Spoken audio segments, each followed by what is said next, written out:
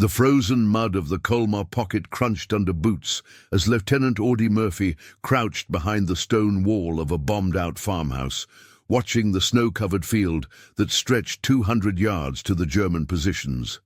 His platoon had been pinned down here for 3 hours, and the whispers behind him cut deeper than the January wind slicing through eastern France. "Kid's gonna get us all killed," someone muttered. Brass made a mistake giving him those bars. Murphy's jaw tightened as he studied the open ground through his binoculars. The field offered no cover, just ankle-deep snow over frozen earth, crossed by a single farm road that led straight to the enemy machine gun nests dug into the tree line.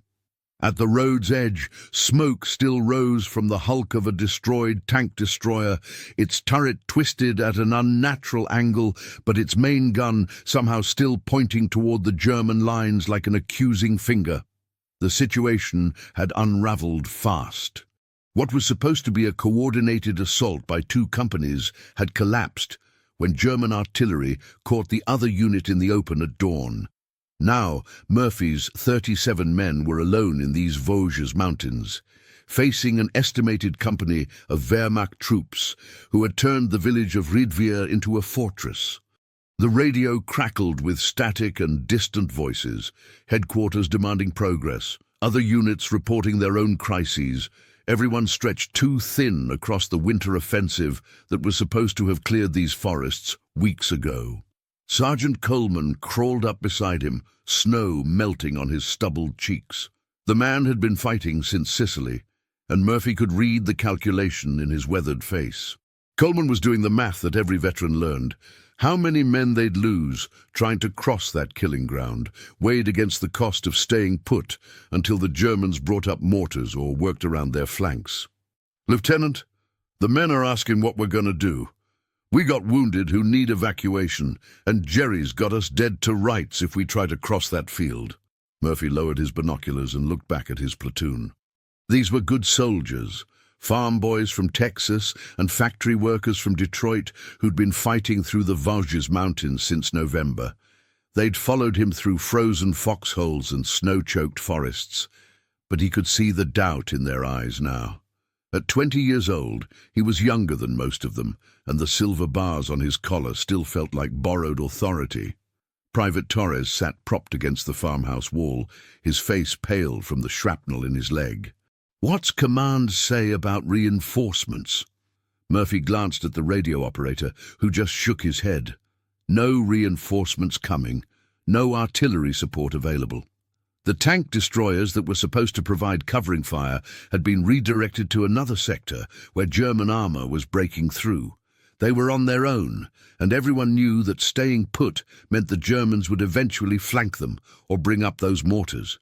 The smart play was to withdraw. Fall back to the rally point, regroup with whatever was left of the other companies, wait for better conditions. Murphy had seen plenty of officers make that choice in these frozen Vosges positions, and most of the time it made sense. But something about the way his men avoided his eyes, the way they clustered together and spoke in low voices, told him that retreat now would break something that couldn't be repaired. He thought about the conversation with Colonel Hallett 3 days ago when the promotion came through. Some of the senior NCOs have concerns. They think you're too young, too eager to prove yourself. Don't give them a reason to doubt you. Now, Murphy understood what those doubts looked like. He could read it in every sideways glance, every hesitation when he gave orders. They thought he was a kid playing soldier, someone who'd gotten lucky a few times but would crack when things got really bad. The frozen field in front of them wasn't just terrain to cross. It was a test he couldn't afford to fail. The wind picked up, carrying the acrid smell of cordite and diesel fuel from the burning tank destroyer. Murphy found himself staring at the wreck, thinking about the crew that had died there. Good men, probably not much older than himself, who'd followed orders right up until a German Panzerfaust turned their steel protection into a tomb. "Sir?" Coleman was waiting for an answer, and Murphy realized that the next words out of his mouth would define how these men remembered him for the rest of their lives. Whether they thought of him as the lieutenant who got them killed, or the one who found a way through when there wasn't supposed to be one. If stories like this make you imagine what you'd do under fire, tell us in the comments how you think you'd react in this situation. And stay with us for the next chapters. Murphy studied the terrain again, this time looking for something he might have missed.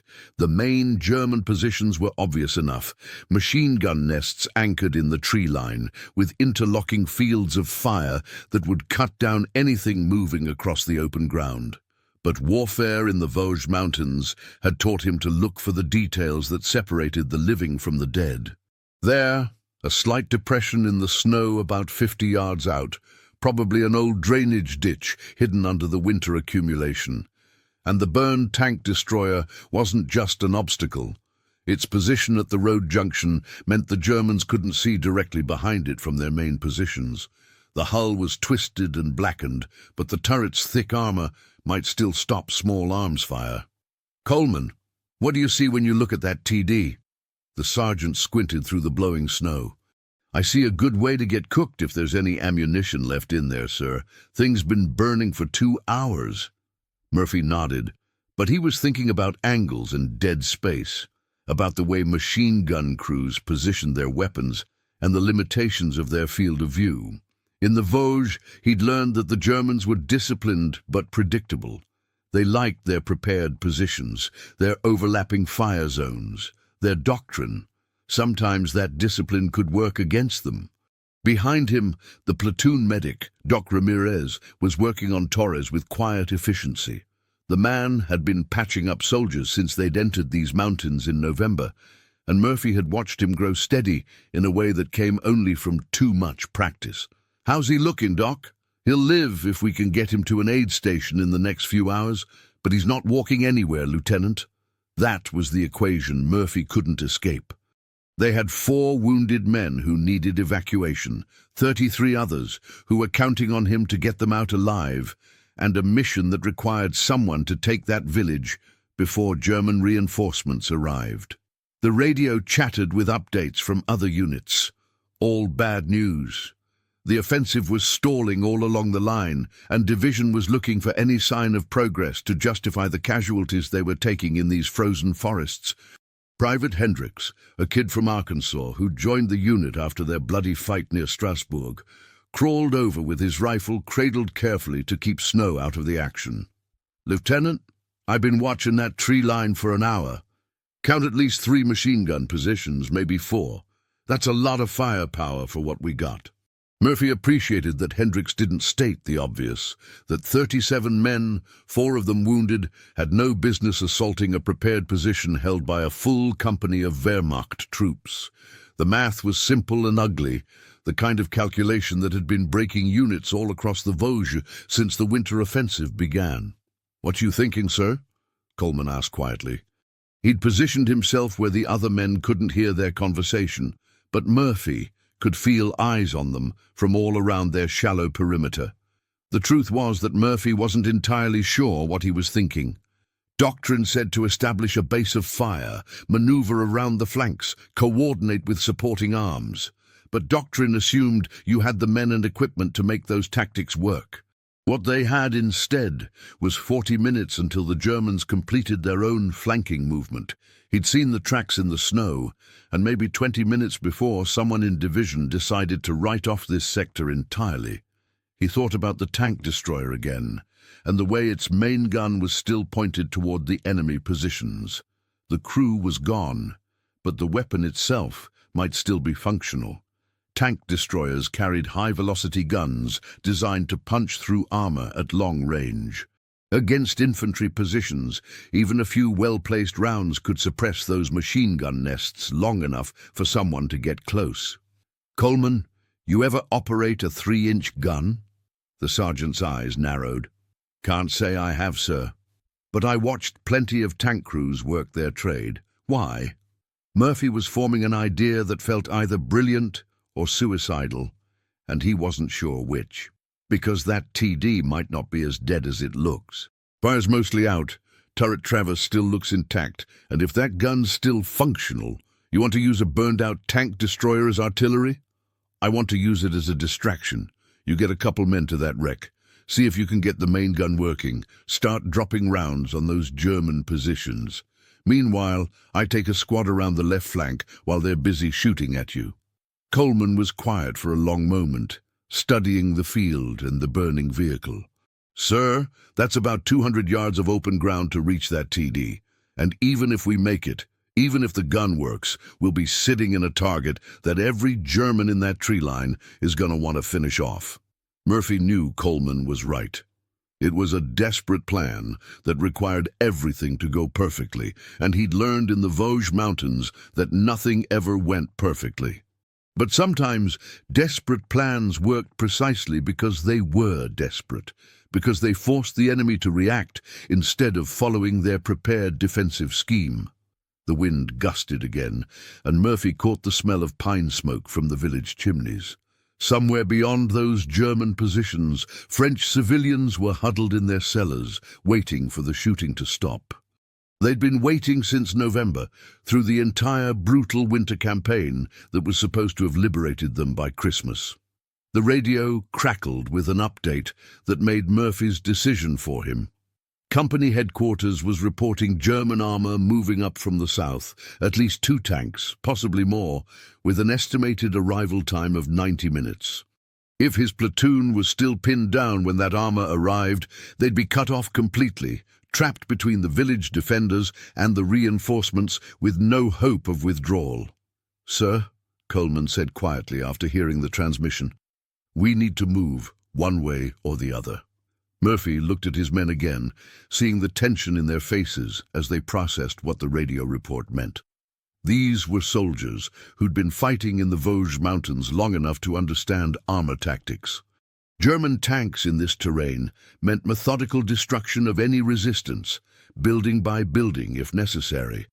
There would be no negotiation, no surrender that didn't end with a long march to a prisoner of war camp. Doc Ramirez had finished working on Torres and moved to Private Mitchell, who'd taken shrapnel from the same artillery round that had destroyed their supporting tank destroyer. "Lieutenant, I can get the walking wounded moving, but Torres and Mitchell need litters. We tried to carry them across that field." He didn't finish the sentence. They all knew what machine guns did to men in the open, especially men moving slowly with casualties. The Vosges had taught them all lessons about the mathematics of crossing open ground under fire. Hendricks crawled back from his observation position, his face grim. "Movement in the tree line, sir? Looks like they're shifting positions. Maybe getting ready to flank us from the right. We got maybe 20 minutes before they're in a position to hit us from 2 sides. Murphy felt the familiar tightness in his chest that came before every major decision. In training, they'd taught him about command responsibility, about weighing risks and making calculated decisions based on available intelligence. But here in the frozen forests of eastern France, with German armor approaching and his men looking to him for answers that didn't exist, those lessons felt like somebody else's memories. He thought about home, about his mother's letters asking when he'd be coming back to Texas. He thought about the citation he'd received after their last action near Strasbourg, the formal language that described his conspicuous gallantry, without mentioning the nightmares that followed, or the way his hands still shook sometimes when he thought he wasn't being observed. "Coleman, get me volunteers for the tank destroyer. 3 men, no more. I want riflemen who can move fast and think on their feet." "Sir, what about you?" Murphy was studying the left side of the field, where a slight fold in the ground might provide some concealment for a flanking movement. "I'm taking the rest of the squad around the left. When you start firing that main gun, the Germans are going to be focused on killing you. That's when we move." It was Private Jackson, a quiet man from Michigan who rarely spoke unless spoken to, who asked the question they were all thinking. "What if that gun don't work, Lieutenant?" Murphy met his eyes. "Then you keep the Germans busy as long as you can, and we try to get close enough to make a difference with rifles and grenades." The silence that followed was heavy with understanding. They all knew what "keep them busy" meant in practical terms. Someone was going to pay a price for this attack, and it might be all of them. But the alternative, sitting here until German tanks arrived, offered no better odds and no chance to take any Germans with them. Coleman stood up, brushing snow from his knees. "I'll take Kowalski and Jensen, both good with mechanical things, and neither one's got sense enough to be properly scared." Murphy almost smiled at that. Coleman had a way of making desperate situations sound routine, a quality that Murphy was learning to value more than tactical brilliance. "Give us 10 minutes to get into position. When you start shooting, keep firing until the barrel melts, or the Germans stop you." "Understood, sir." The radio operator looked up from his equipment. "Lieutenant, company's asking for a status report. What should I tell them?" Murphy considered the question. In a few minutes, his men would be scattered across 200 yards of open ground, trying to assault a prepared position with improvised tactics and desperate courage. The after-action report would either describe a successful attack or list them all as casualties in a failed assault. There wasn't much middle ground. "Tell them we're developing the situation," Murphy said finally. "We'll have a more complete report in 30 minutes. He knew that was bureaucratic language for either we'll have taken the position or we'll all be dead. But sometimes bureaucratic language was all you had when the real words would sound too much like last letters to loved ones.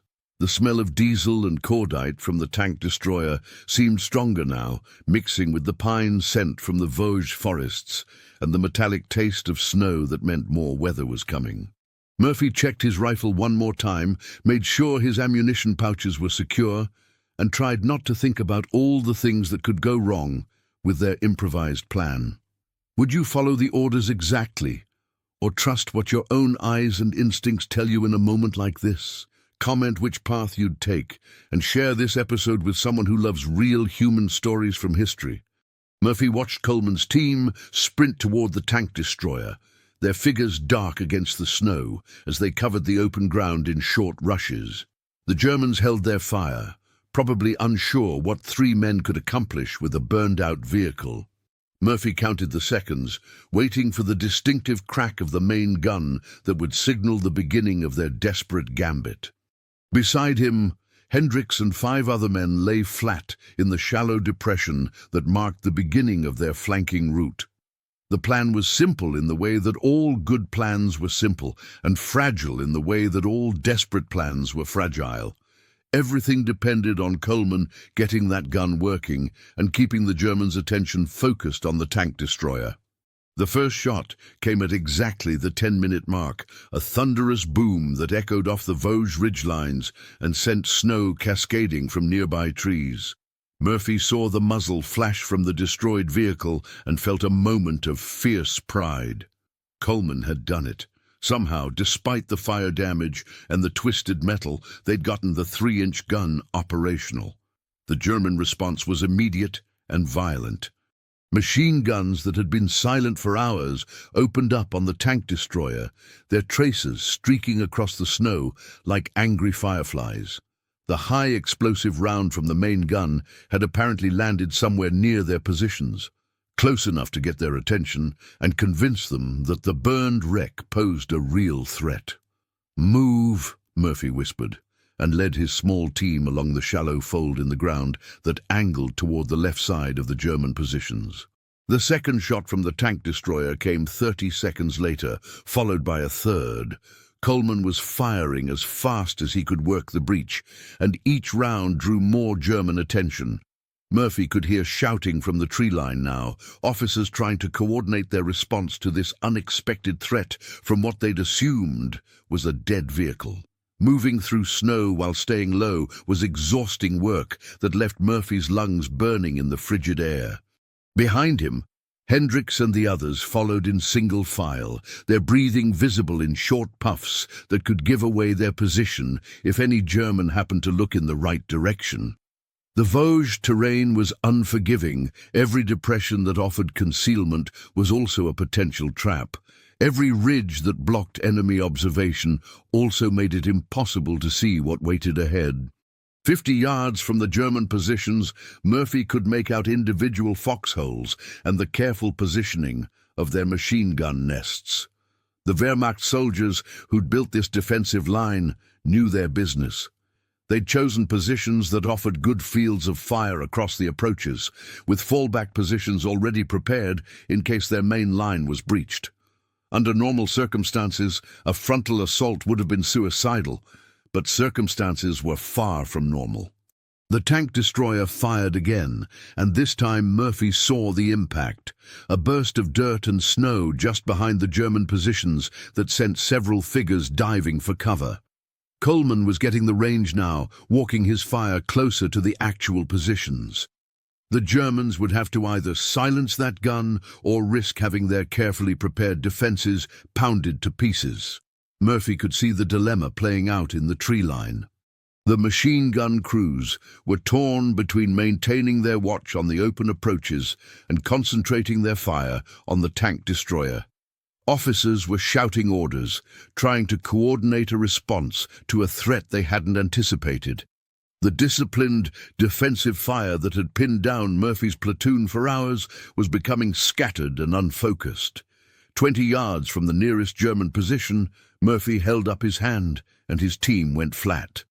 They were close enough now to hear individual voices, to distinguish between the sharp commands of NCOs and the nervous chatter of soldiers under fire. Close enough to smell the German tobacco and see the white of winter camouflage against the dark tree bark. The tank destroyer fired twice in quick succession, and Murphy heard something he'd been hoping for, the distinctive sound of a German machine gun crew abandoning their position. The psychological effect of artillery, even improvised artillery, operated by a desperate sergeant, was often more important than the physical damage. Men could endure rifle fire and even mortar rounds, but the deep boom of a tank gun suggested the kind of firepower that could obliterate a position entirely. Murphy made eye contact with each of his men, pointing out targets and angles of approach with hand signals they'd learned during their months of fighting through these mountains. Hendricks would take the leftmost position, Murphy himself would go for what looked like a command post, and the others would work their way through the defensive line from left to right. The tank destroyer fired again, and this shot was followed by a secondary explosion that suggested Coleman had hit something volatile. Ammunition, fuel, or equipment that the Germans couldn't afford to lose. Murphy saw figures running between positions in the tree line, their winter camouflage making them look like ghosts against the snow. This was the moment. The German attention was focused on the threat to their front, their defensive positions were disrupted, and their carefully planned fields of fire were compromised by their own movement. Murphy took a deep breath, tasting cordite and pine smoke, and prepared to discover whether desperate courage could overcome tactical disadvantage. He thought about the after-action report that would describe this moment, the clean military language that would reduce the next few minutes to strategic objectives and tactical outcomes. But first, he had to live through those minutes, had to find out whether improvised plans and the desperate loyalty of good soldiers were enough to break a prepared defense held by professionals who had every advantage except surprise. The tank destroyer boomed again, and Murphy rose from the snow with his rifle at the ready. What happened next would never make it into the official after-action report, not in any way that captured the reality of those crucial minutes. Murphy moved through the German positions with a fluidity that surprised even him, his rifle finding targets with an accuracy that felt disconnected from conscious thought. The months of fighting in the Vosges Mountains had taught his body lessons that his mind was still processing. Hendricks hit the first machine gun position simultaneously, and Murphy heard the brief exchange of fire that meant another threat had been eliminated. But it was the command post that revealed the secret Coleman would carry for decades without speaking, the moment when Murphy's careful plan dissolved into something more primitive and more effective than any tactical manual could describe. The German officer in the command post was young, maybe Murphy's age, with the pale complexion of someone who'd spent too many months in winter foxholes. He was shouting into a field telephone when Murphy appeared at the edge of his position, and for a suspended moment they stared at each other across a distance of perhaps 10 feet. The officer's hand moved toward his sidearm with the mechanical precision of training, but Murphy's rifle was already centered on his chest. What the citation would later call extraordinary initiative in close-quarters combat was actually a sequence of choices that Murphy made without conscious deliberation. The German officer's death was followed by the systematic clearing of 3 more positions, each one approached from an angle that the defenders hadn't anticipated. Murphy moved with the focused intensity of someone who'd discovered that survival sometimes required becoming a different person than the one who'd started the day. The tank destroyer continued its bombardment, and each shot now seemed perfectly timed to Murphy's advance. Later, he would realize that Coleman was watching the German positions through the destroyed vehicle's periscope, timing his fire to support the infantry assault.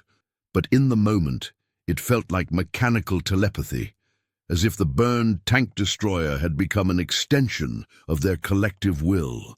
The breakthrough came when Murphy reached the central machine gun position that had been anchoring the German defense. 3 Wehrmacht soldiers were crouched in a position that had been carefully prepared to resist frontal assault, but was vulnerable from the flank. They died quickly, professionally, without the dramatic gestures that movies would later assign to such moments. Murphy collected their ammunition and moved toward the next position. What he found there changed everything.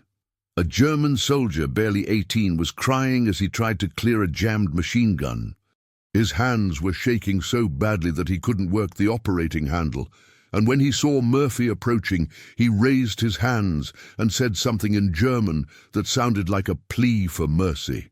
Murphy later told himself that he'd accepted the surrender for tactical reasons. A prisoner could provide intelligence about German strength and dispositions, but the truth was simpler and more complicated. Looking at that boy's terrified face, Murphy saw something that reminded him of Hendricks, of Torres, of every young soldier who'd been conscripted into a war that offered no good choices. The prisoner changed the dynamic of the assault. Instead of a systematic clearing operation, Murphy now had to protect a German soldier who couldn't speak English while continuing to neutralize positions that were still capable of resistance. It was an impossible tactical situation that somehow worked because it was impossible. The German defenders couldn't anticipate the movements of an American lieutenant who was simultaneously attacking and protecting their comrade. The last position fell when its defenders, seeing their command post overrun and their flanks collapsed, simply abandoned their weapons and ran toward the village. Murphy let them go. He'd accomplished the mission. The German defensive line was broken, the approaches were clear, and his platoon could advance to consolidate the position. But standing among the abandoned German positions, with a terrified prisoner at his side and the sound of Coleman's continued bombardment echoing through the forest, Murphy felt something that the citation would never capture. The systematic destruction of the defensive line had required him to become someone he didn't entirely recognize, someone who could move through prepared positions with lethal efficiency, while simultaneously making split-second moral choices about life and death. The tank destroyer fired one final shot, and then there was silence. Murphy could hear Hendricks calling out positions that had been cleared, could see the rest of his men moving carefully through the tree line to secure the area. The German boy beside him was still crying, but quietly now, as if he'd realized that survival was possible. When Coleman emerged from the tank destroyer, his face was blackened with soot and his hands were burned from handling hot metal. He looked at the cleared positions, at Murphy standing with a German prisoner, at the tactical situation that had been transformed from desperate defense to successful assault. "Jesus, Lieutenant," Coleman said quietly. "How the hell did you do that?" Murphy didn't have an answer. He wasn't sure he ever would. The consolidation took 3 hours, during which Murphy's platoon transformed from a pinned-down unit into the spearhead of a renewed offensive.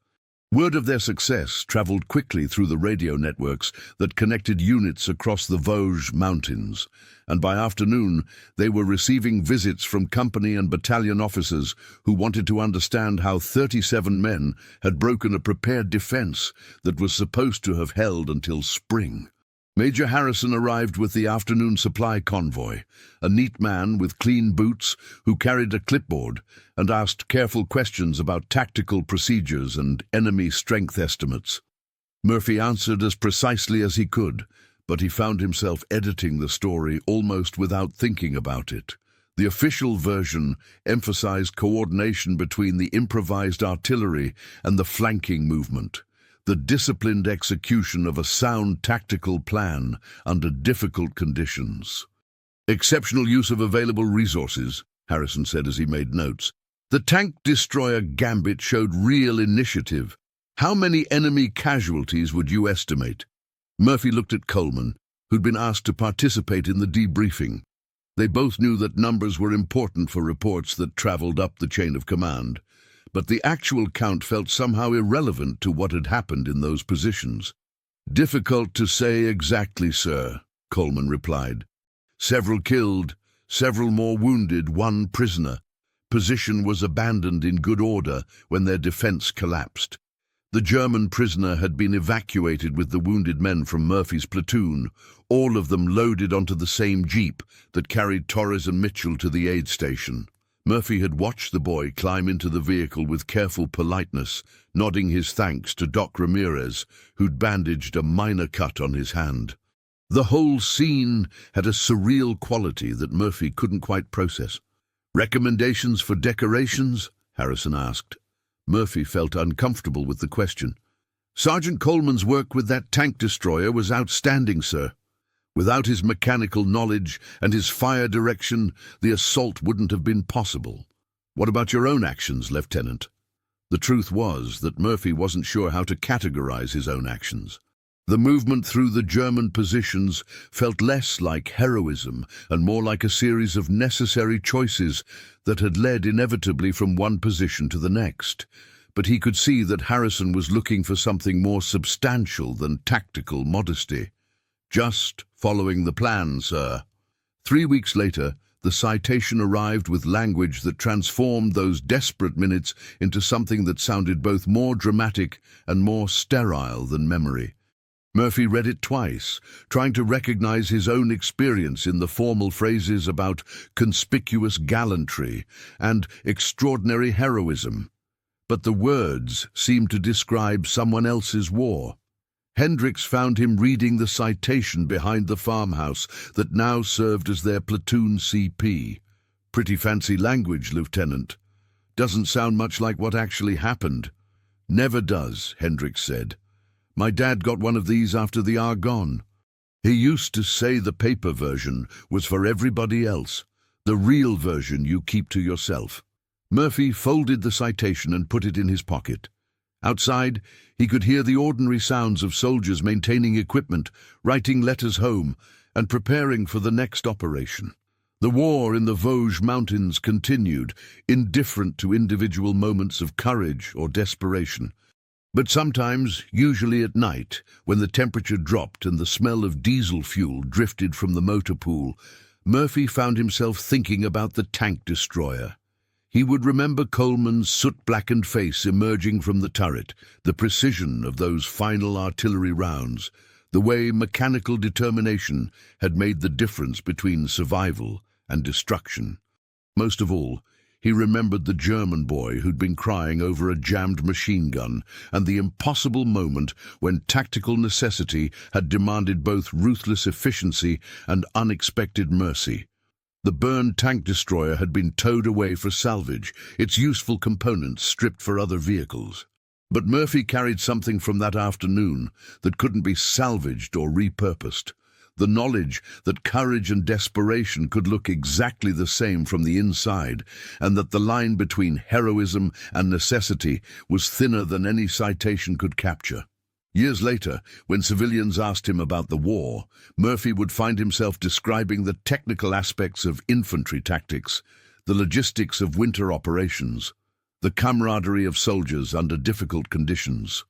But he rarely mentioned the moments when survival had required him to become someone he didn't entirely recognize, or the way that recognition followed him home to Texas like smoke from a distant fire that never quite goes out. The real weight of that afternoon in the Vosges Mountains wasn't in the citation language or the tactical success.